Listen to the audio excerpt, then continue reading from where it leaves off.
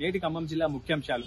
బండి సంజయ్, అమిత్ షాలే అసలైన దేశద్రోహులన్నారు మాజీ naxalite CPI ML new democracy రాష్ట్ర నేత మధు.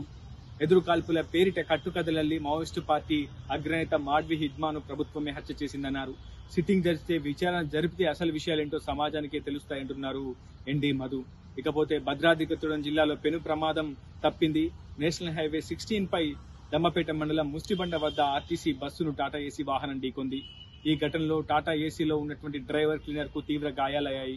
ప్రమాద సమయంలో ఆర్టీసీ బస్సులో ప్రయాణికులు ఎవరూ లేకపోవడంతో పెను ప్రమాదం తప్పిందని అధికారులు కూడా ఊపిరి పీల్చుకున్నారు. ప్రస్తుతం ఘటనపై కేసు నమోదు చేసి దర్యాప్తు చేపడుతున్నారు పోలీసులు. ఇకపోతే ఖమ్మం హైదరాబాద్ జాతీయ రహదారిపై మద్దులపల్లి వద్ద కొందరు యువకులు చేసినటువంటి బైక్ స్టంట్స్ వీడియోలు ప్రస్తుతం సామాజిక మాధ్యమాల్లో వైరల్ గా మారాయి.